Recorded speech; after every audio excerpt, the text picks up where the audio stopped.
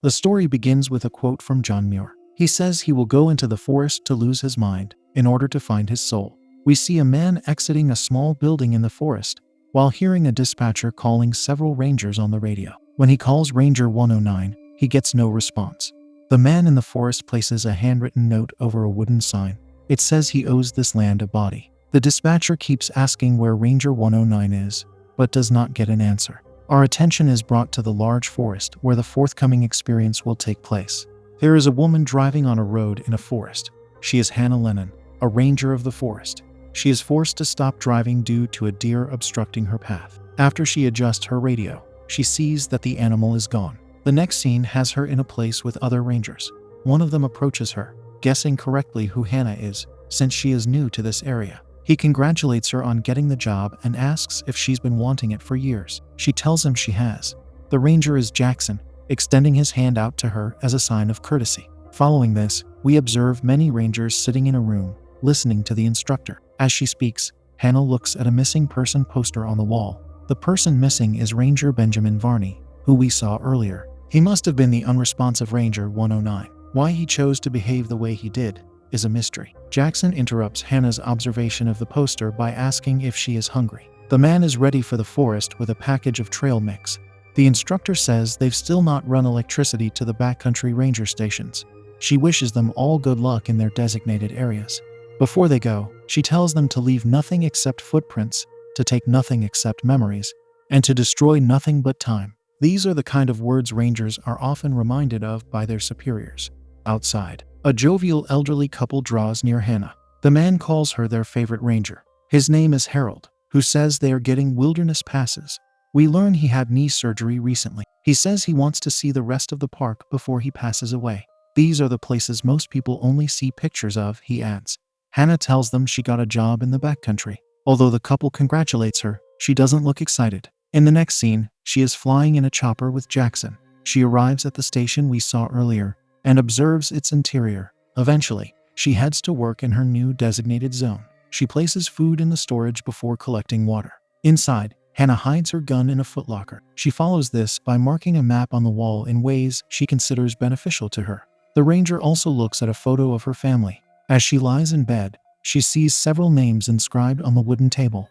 They are perhaps the names of many of the rangers who worked there. One of them is Varney. Come morning, the dispatcher welcomes the backcountry rangers to their first roundup of the season. Hannah is Ranger 114 and is slightly late to answer her radio. In the process of her talking to the dispatcher, we see the note she left on her sign. She plans to leave her station for 3 days.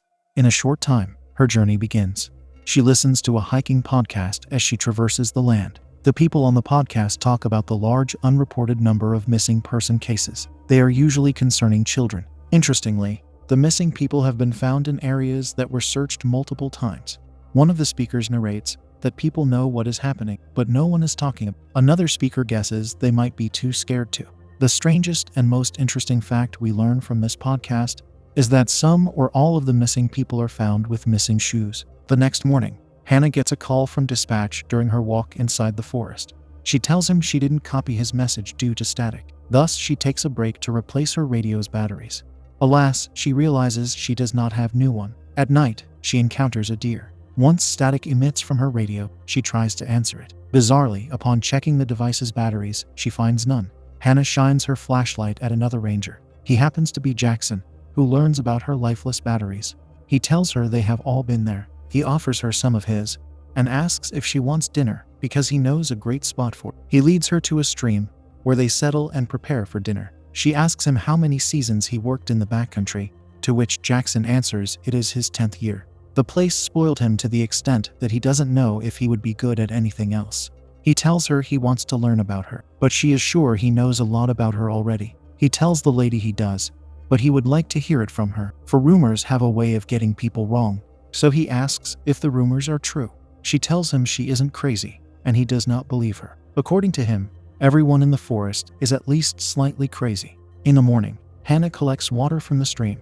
Jackson gives her the batteries he promised her. He says the radios are worthless, yet they are safer than nothing. When the rangers part ways, Hannah continues her solitary walk. Finally returning to her area, she removes the note from the sign. The tired lady lies down on the floor in her station. and has a brief memory of a little girl running inside a forest. We wonder who she might be.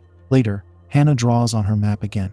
We observe tiny segments of her leaving and coming back to her district. Her days seem to move along with regularity, and she marks the locations she visited on her map. She also keeps having flashbacks of the little girl in the forest. This memory won't leave her alone for some reason. As Hannah looks at her map, we see there is a missing person poster of a young girl near it. During her sleep, there is an eerie shadow on her wall. Once Hannah wakes up, she turns on her lamp. A sudden bang on the door startles her. There is a man behind it, saying he needs urgent help. She yells out, asking what's the problem. He just tells her to open the door. They need help, he adds. When she does, the man says they have to hurry. Hannah tells him he needs to first let go of her arm. The man is terrified. He runs away, which makes her chase him. As she tries to find him in the dark forest, she informs dispatch of her situation, requiring assistance. Soon she hears the name Sarah yelled out from a distance. Hannah keeps searching for the man until she finds him. He holds his broken arm and says she was right where he currently is. Then she simply wasn't. The next day, many rangers are gathered in one place.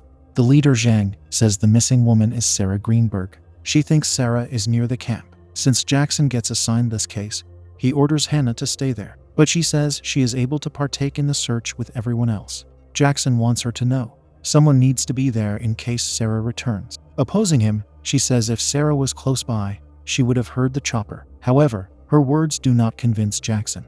Left alone, Hannah looks at Sarah's driver's license.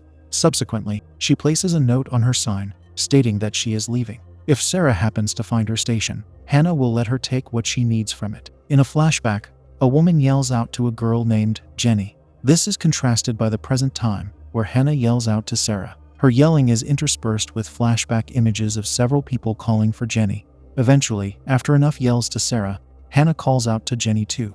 Perhaps it was an unconscious mistake. At night, she encounters the deer again. She looks away for a few seconds, and turns back to see that it has disappeared. As she keeps walking, she finds a woman with her back turned to Hannah. The ranger attempts to talk to her, but the woman doesn't talk back. She just holds her bloody arms outwards, while muttering to her.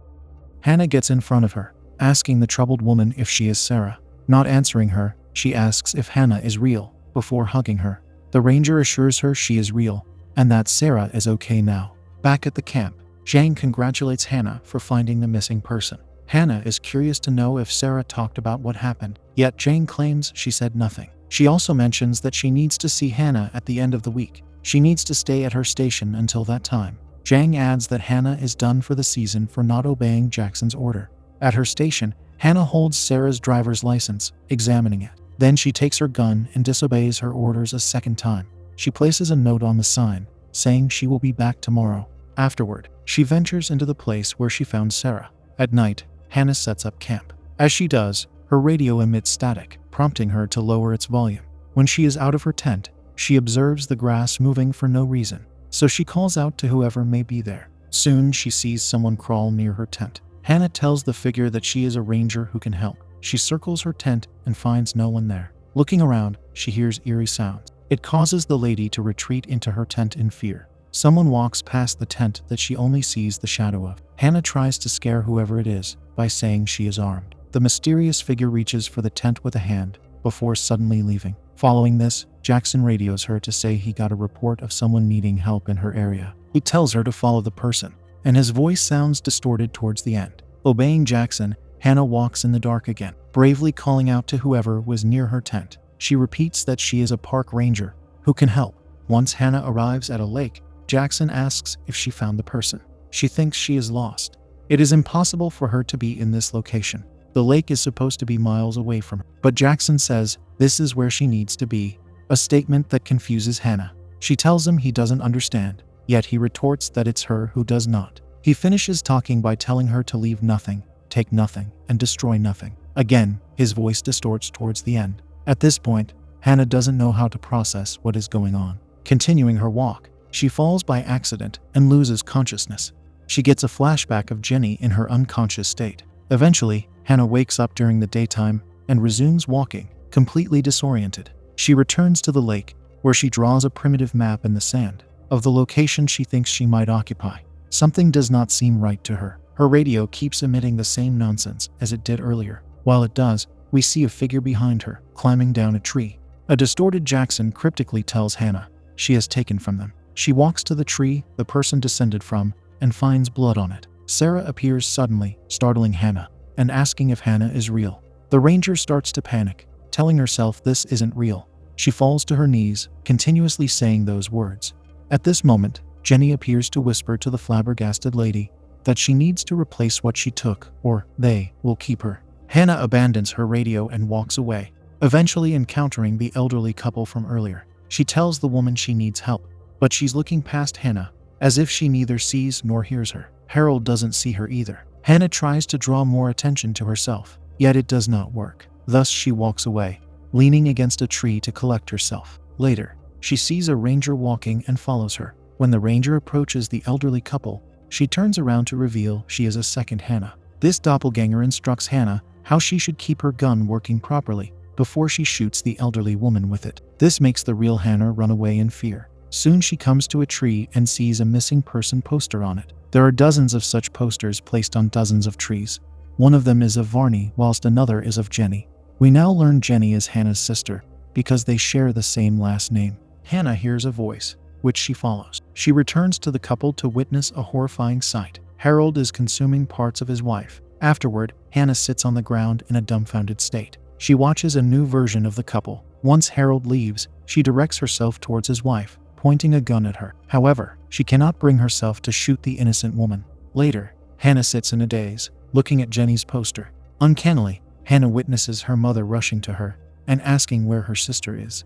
In a short time, she hears loud static that prompts her to walk over to the radio she left behind. The device now rests on a tree stump. Its placement is peculiar. Taking the radio, Hannah says she needs to find her. The person on it, whose identity is no longer certain, tells her she is not lost. Hannah says she will not take the lives of the elderly couple. The mysterious being replies if she does not, she will be kept. The ranger bravely tells him he can do what he wants to her. This seems to stop the static. She returns to the map she drew in the sand. As she moves her hand in it, she finds a real map hidden underneath. It tells her the location she is currently at and how far away her station is. Therefore, she walks until she reaches it. Near the door lies a shoe inside a plastic bag with evidence written on it. We get a flashback of that exact bag being given to Hannah's mom.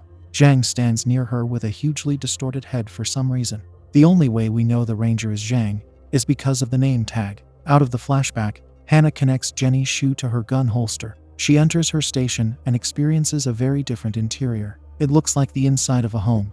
On the wall hangs a photo of her family from long ago. Entering the kitchen, she sees herself with Jenny in the distant past. When Jenny runs out of the room, Hannah decides to follow her. She walks along the hallway, hearing Zhang's voice on a cassette player. The ranger says Jenny is not lost. She has been taken. There is nothing Zhang can do.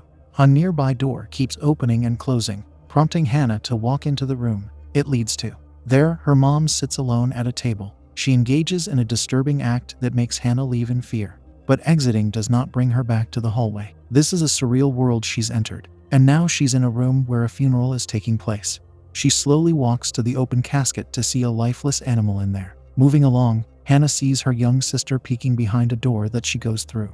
She walks inside the hallway until she reaches a door that lights up. Scared, she wants to go back. Yet a wall rises up, preventing her from doing that. Hannah is forced to open the door and enter a washroom where her father resides. He is the first person who sees her. He asks his daughter how one catches a squirrel, to which Hannah answers that one climbs a tree and acts nuts. A father-daughter pun. The man gets into a bathtub full of water, saying this is merely a nightmare. He wants her to go back to bed. Alas, she witnesses him engage in an act worse than the one she saw her mother engage in. Thus, she exits the room, breathing rapidly. The lights flicker in the new area. Once they go out, she uses her flashlight. A voice in the darkness advises her to run, and she does. Seeing Jenny go inside her room, Hannah follows her. There is knee-level water in the room.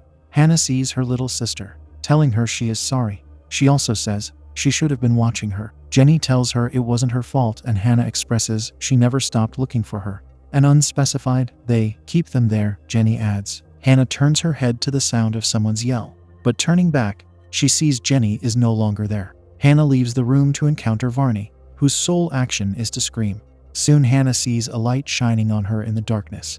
Zhang takes her arm and Hannah fearfully asks if the senior ranger is real. Jang says she is. Hannah does not understand what is happening. This is the moment she gets a small amount of information from her superior. Jang says the unspecified they take while the Rangers let them. She doesn't know who they are. They live in this surreal place where they can see the stars. So the duo looks above to see the stars in the sky. Jang says the Rangers tell her about strange things they experience in the forest. That is when they explain, she says. The mysterious beings give them a chance to explain. She guesses the reason for this allowance is that the Rangers protect their space. Jang nearly cries upon saying she has given the beings many people. She takes the shoe Hannah tied to her gun holster and cries.